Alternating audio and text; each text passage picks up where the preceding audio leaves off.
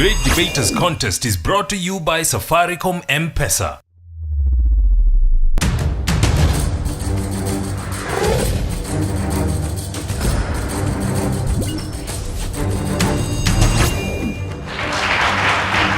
East or West, home really is best. Welcome to the Nairobi edition of the Great Debaters Contest. I am Mariam Bishar. And I am Austin Yambok. We have 6 young gentlemen on stage from Eastleigh High and Starehe Boys Center. They'll be tackling the motion that states, affirmative action should be abolished. We'll let the debaters take the stage now. First proposer, you have 3 minutes. Abdullahi Khalif from Eastleigh High School, ready to propose the motion that says affirmative action should be abolished. What is affirmative action? Affirmative action is an action or policy favoring those who tend to suffer from discrimination, especially in relation to employment or education. To my point, affirmative action encourages laziness. Minorities are taking advantage of their status in order to acquire or get benefits due to their status. And they depend on that status to get everything. Everything is easy for them. There's nothing which is hard for them. Everything will be easy, they know. That makes them not to work hard and just stay and think that every time they will be helped. Second, to my second point, affirmative action rewards wrong people. For example, unqualified students. Like now, we have private and public schools, primary schools. When you finish your KCPE, a student from a private school who has 400 marks, and a student from a public school who has 350, the one from a public school gets a chance in a national school, while the one with 400 from a private school, he doesn't get a chance. Is that fair? Isn't it? It is not. To my third point, affirmative action pretends to solve a problem that never exists. For example, in the US, they are the ones who implemented this action. On a serious note, we are in a new world where people are not judged by their color, their skin, their ethnicity. For example, now what is in USA? The president of in USA is a black. Mr. Obama, Honorable Obama, sorry. He's a black. So are we supposed to be having a policy like this? No, because the minorities were disturbed and now they are the ones who are leading. To conclude, it is that from being lynched, killed, burnt alive, skinned alive to White House, it's job done. Thank you. First opposer, you have 3 minutes for your opening remarks. Hello, everybody. It is said that an archaeologist is the best husband a woman can ever have. The older she gets, the more interested he is in her. The more the upheavals prevail in our society, the more affirmative action is interested in covering up for the past injustice. See, the motion reminds me of a question my younger brother always asks me. Do hyenas laugh even when they're being killed? My name is Jack Nyange, Starehe Boys Center. 21st June, 1967, my father was born. And he always taught me that the greatest achievement in life is to make it to the devil's most wanted list. And if I have to stand up for affirmative action for this to be true, I will do exactly that. Now, first things first, affirmative action seeks to compensate for historical injustice of a given people. Well, these people did not deserve this injustice. So, it is quite necessary to compensate for the injustice that took part. Well, we know how much the disabled had been excluded in the society in recent past. Affirmative action seeks to include the disabled people in decision making in the society. We have seen their representation in parliament. We have seen the inclusion of the disabled in the academic sector. Affirmative action should not be abolished. Affirmative action also seeks to reduce the economic gap between people who were oppressed in the past and the oppressors. It seeks to cover up and put them on a level platform at which they're going to compete effectively. I'll give an example. You're seated somewhere watching TV, and your younger brother is seated next to you and nudges you and asks you to give him the remote. Are you going to slap him in the face? No. You're going to give him the remote, not because he deserves it, but because of special inclusion. Affirmative action should not be abolished. We also know that affirmative action is quite legal. Referring to Article 56 and Article 197, Part 2B of the Kenyan Constitution, affirmative action policies, therefore, are quite constitutional. This means that abolishing affirmative action is not as easy as we think. It is a complex process. Abolishing affirmative action will require a whole new series of constitutional processes, which include making amendments, maybe requisitions, perhaps restructuring of the Constitution.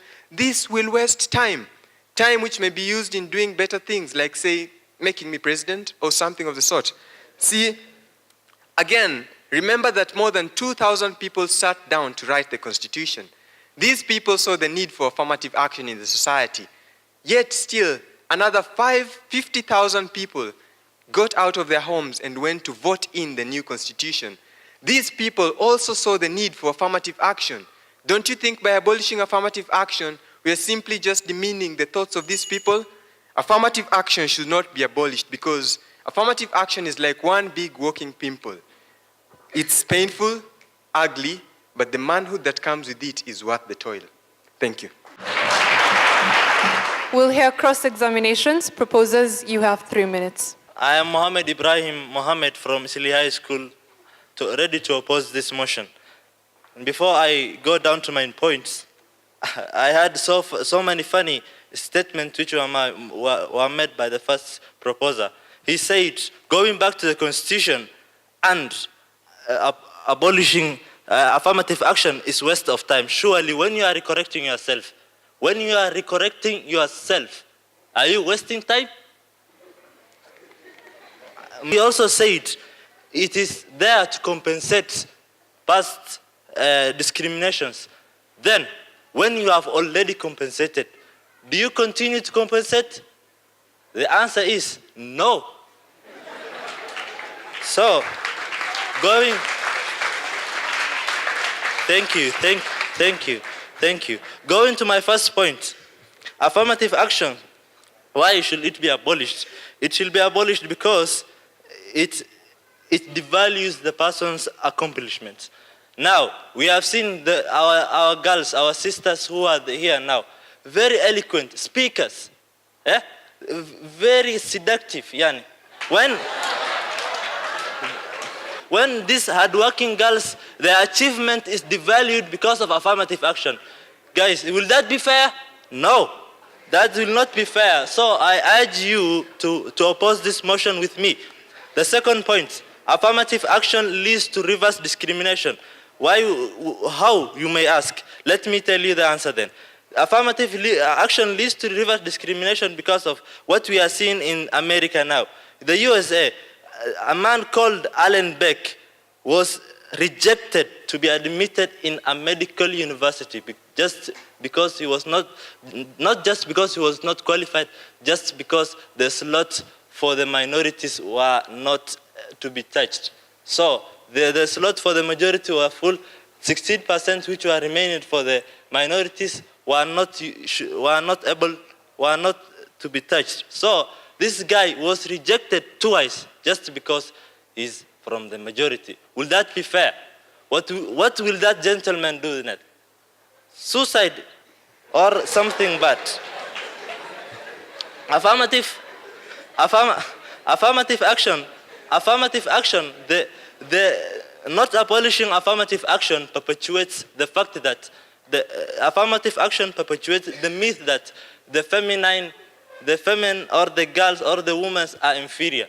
When we say our girls cannot stand without affirmative action, we are proving the myth that girls are weaker. So girls are not weaker, and affirmative action should be abolished. So for us to live a country where everyone is proud to call it a home, let us abolish affirmative action. Thank you for your time. Opposition, you also have 3 minutes for your rebuttal. Affirmative action should not be abolished. And this is why. Now, I have heard several points, most of them being based on the fact that women are seductive. Now, I've come to the understanding that affirmative action rewards people who have not actually achieved what they're being given. Now, how do you achieve something you do not have the capability to even attain? Affirmative action provides special inclusion. This special inclusion actually brings about the same opportunities to the minorities, to the marginalized, to the disabled. Affirmative action gives a voice to the voiceless. If you say they do not deserve this, when someone does not deserve something, he has been given the necessary resources to actually attain it. Affirmative action gives you the resources. Affirmative action gives the same amount of resources to everyone. The majority, the marginalized, the minority, and the disabled in a country. You cannot give the example of Mr. Alan Beck in the United States of America. We live in Kenya. Now, I have come to the understanding that it is also an isolated case. The fact is, affirmative action seeks to uplift those who did not have the capability previously to do anything about their situation. Now, the Constitution promulgated in 2010 is a very progressive document of law in East Africa and Central Africa. This document took the opinions of everyone. It took everyone's considerations and put them in the Constitution. That is why affirmative action should be used, because affirmative action takes into account everyone. It does not specialize on one person. Affirmative action seeks for a society with harmony. Affirmative action seeks for a society where there is no difference between a black man and a white man. Affirmative action brings the intuition, the notion where I am disabled, but I have the same thinking capability as you do, don't I? So why should I not be given the same chance? Without affirmative action, I don't have a voice. But with affirmative action, I am given priority. I am given the ability to actually combat the same things that you combat. That is why in Kenya, certificate of education, secondary and primary, those who are blind have a separate section. They're not told you can't do this exam and be graded as the same with other people. They are graded the same because affirmative action is there. Affirmative action watches over everyone, does not favor anyone.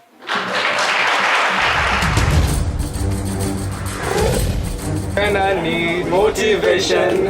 Our one solution is M-Pesa, cause it stays strong.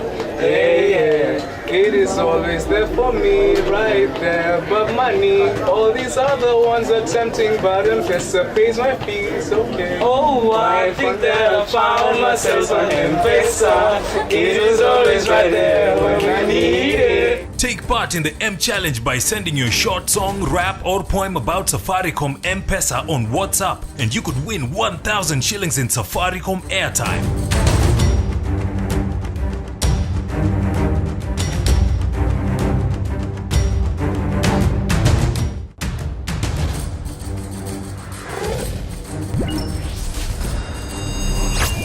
The proposers have been asked what happens to disadvantaged groups and the minorities when we abolish affirmative action, and the opposition have been asked with affirmative action and movements such as feminism, the boy child has been neglected. So how far do they want affirmative action to go? They'll be responding shortly.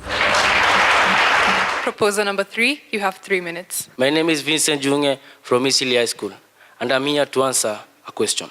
Okay, affirmative action has already helped the minorities. As you can see, now our girl child has the equal opportunity as the boys. We have the girl schools, the boys school, secondary schools. Now they can compete equally. We want to remove affirmative action so that when a girl gets an A, when a boy gets an A, we don't give the girl less grade so that she can go to university. We give them, if it's 60 points, 65 points, let it be 65 points for everyone. Because now we have girls at school. On to my first point. Affirmative action, it wastes qualified and skilled personnel. A good example is a qualified applicant is denied a job he has applied for due to affirmative action granting a female applicant the job. Yet the female applicant is not highly qualified than the male applicant. On to my second point. It has not helped us. Affirmative action has not helped us as a global society. Why? Minor. Some of you don't know Minor, but may his soul rest in peace wherever he is. He's from Kenya. This boy, he went to live in the US with his parents. But do you know what has happened to him? Because of being stigmatized by his fellow peers who are whites, he committed suicide. This affirmative action, it shows us that there is a white person, there is a black person. But if we abolish it, we will all be equal. I'll not stand here and say, Mary, that's a white girl. Jane, that's a black girl. No, I will stand here and say, all I see no color. All I see two human beings. So we should abolish affirmative action. Thank you. Opposition, you have 3 minutes to respond to the audience. I was informed by a friend of mine that in his KCPE, he left a question blank, and that's why he didn't manage to come to Starehe. I think I should not leave your questions blank. I've been given a question on how feminism has led to the neglection of boys.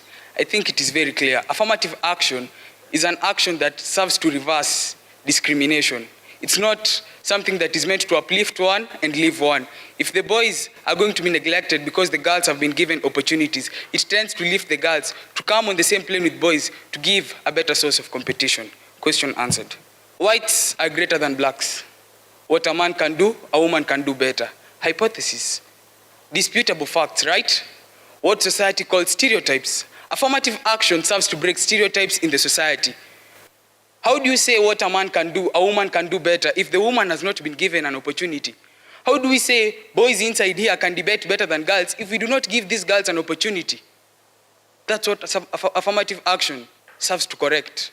It is very clear that if Wangari Maathai was not given the opportunity to carry out environmental improvement in Kenya, we couldn't have as many trees as we have right now, thanks to affirmative action. And you dare say affirmative action should be abolished? Affirmative action has also led to this theory of unique perspectives in society. I was very saddened by our one and only player, Samuel Eto'o from Africa. We all know Samuel Eto'o, a very exemplary talent in the world of football, who went to play for an Italian team in Sampdoria. And Italy did not have affirmative action. And Eto'o was segregated. Yes, he scored goals, but the fans made monkey noises to show that Eto'o is African. Monkey noises, monkeys. So are you trying to tell us that some boys here are going to shine in football, go to Italy, and then you're going to have fans making chimpanzee noises to show them that they're African? Affirmative action serves to correct this. University comes from the word universe and diversity. Universe to means the world and diversity to means variety. It is true. Variety is the spice of life. If students are going to be put in one classroom setting, students from different races, different sex and religion, we are going to have them think like a unit. They are going to comprehend differences on one another thanks to affirmative action. Affirmative action should not be abolished. It is true.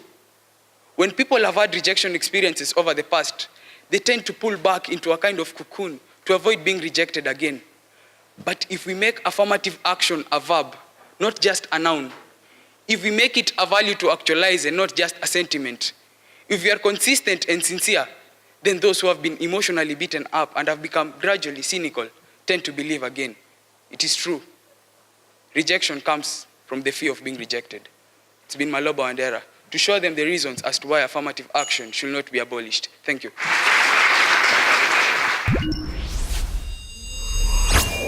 Time for closing statements. Proposers, you have 1 minute. I'm Mohammed Ibrahim, and I'm given a chance to conclude this motion. Before I conclude, the latest speaker said that when girl child are not given the opportunity to debate, how will you to do something, how will you know they cannot do?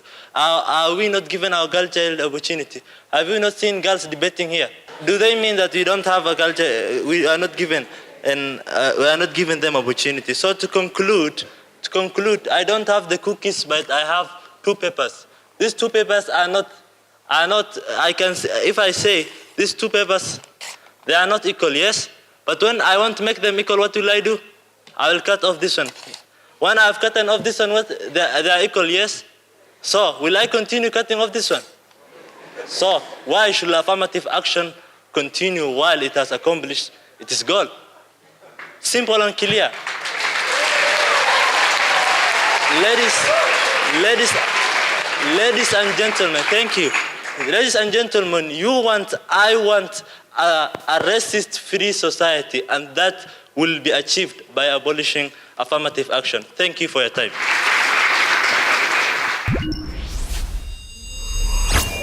Opposition, you also have a minute for your final statements. I'm back. Somebody told me that future depends on my dreams. So I went to sleep. And I dreamt of a society with affirmative action. A society that's diverse, a society that caters for the needs of all the people. See, affirmative action is like a ship that sails us through the most terrible of storms. Affirmative action is like if affirmative action was a person and you throw a grenade at him, he would pull the pin and throw it back at you. Affirmative action is the wisest thing that ever happened. So, should we let the weak tumble out of existence? Should we spend time abolishing a jewel that shines to all? Is that what you're trying to tell us? They don't know. Affirmative action should not be abolished. Thank you.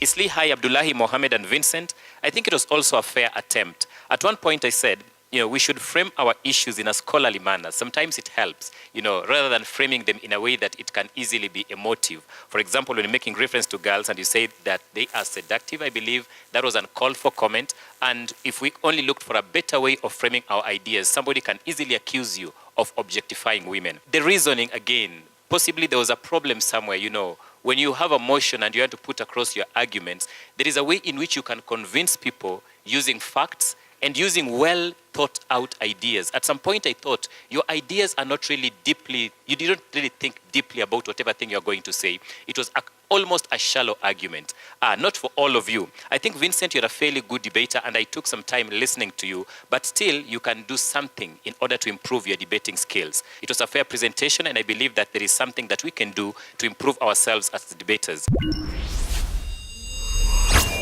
Jack, very confident, and of course the smile that you constantly have. And I think the analogies from your father are very learned in a way. When you speak about, the greatest achievement should be when you make it to the top list of the devil's most wanted. I think that is quite an analogy that tells us that you're seeking a way. It's one way of just bringing across who you are and what you're trying to bring across.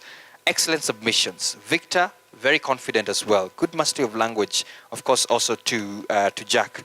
But in terms of the cross-examination, when you came across and were talking to Ibrahim, and telling him that we're only talking about Kenya, the motion itself doesn't enclose him. And I thought maybe Eastleigh would have taken that up to cross-examine. So when he gave the global example, I guess, from the United States, it was still fair for him. Maloba, exemplary. That is one word I just wrote down of you. All the best to the 2 teams. One of the things that I didn't get from the 2 teams was why we need affirmative action and what's the history of affirmative action. And I think many of you dwelt on the gender aspect of affirmative action. And yet there are very many aspects, surrounding affirmative action. Where did it begin, and in what instances have we seen this happen, and how, whether it has led to any success in terms of ensuring that no group of people feel marginalized or undervalued, as part of society. And for me, that was what I missed, just listening to the 6 debaters on stage. But all the best to the 2 schools. Eastleigh High School, you have 64.5%. Please give them a hand. Starehe Boys Center, you have 75%, making you our winners.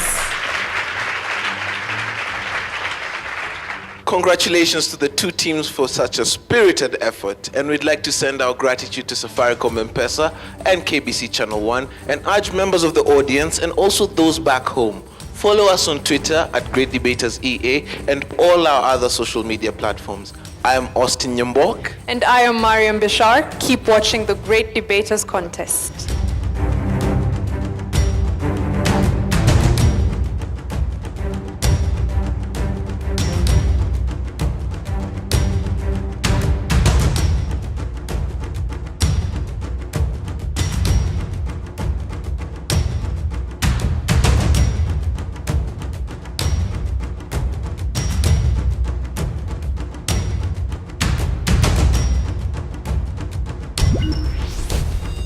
The Great Debaters Contest was brought to you by Safaricom M-Pesa.